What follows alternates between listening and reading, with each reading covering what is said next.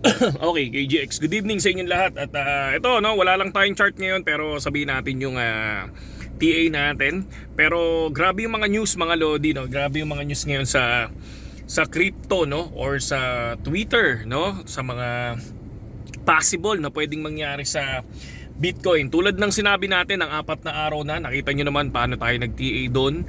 Kung bakit lumipad ng 105, 106 kanina.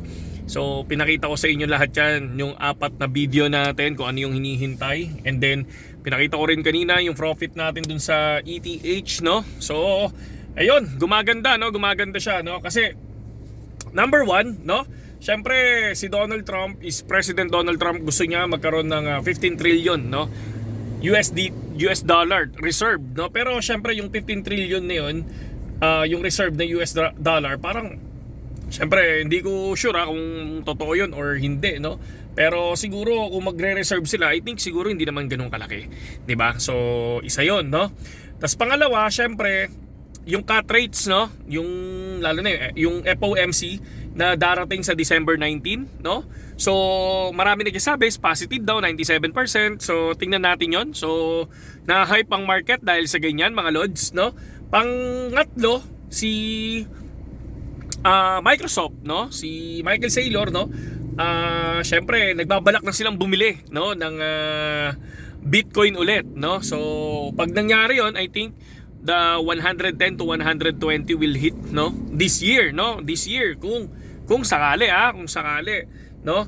Pero malapit na tayo kay 110, mga kapatid, no. So kapag nakita ko na ganun, possible, syempre doon tayo sa actual, kung ano yung nararamdaman natin ng actual, di ba? So doon tayo magde-decide. So nasa and then ang altcoins naman natin, possible parang nagpaparamdam na sila, no?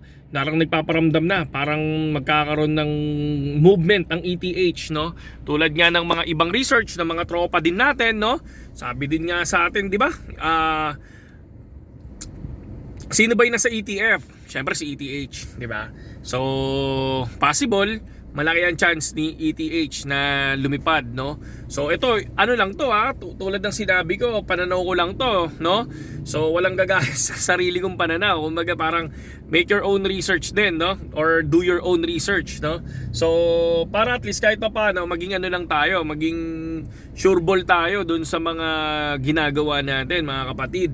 And then syempre naka-open pa rin tayo, no? Kumbaga hindi pa ako nagbebenta sa ETH, and nag-open ako ng Dogecoin tsaka ADA sa future, no, pero mababa lang. So naka times 5 lang ako, tapos susubukan ko mag-open. I don't know kung magkakaroon ng consolidation si Bitcoin, pero syempre I will make it sure na hindi siya maliliquidate, no.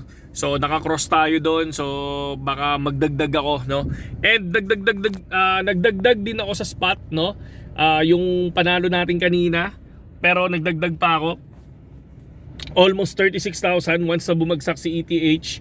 Magdadagdag pa ako kay ETH para at least yun na yung pinaka final natin. Titingnan natin kung ano mangyayari this December, no? Pag na, I think December 19, pag maganda kinalabasan yan, sabog yan, no? So yun lang yun lang yung pananaw ko, okay? So sa mga wala pang BitGet, mga lodi, no, so pasok na kayo sa link natin sa description, tapos sabayin na, kasi yan din yung requirements nung ating Telegram na gagawin. I think January ako gagawa ng Telegram para at least medyo marami-rami rin na tayo, no? So yun lang sa ngayong KGX, at mabuhay kayong lahat, at babush!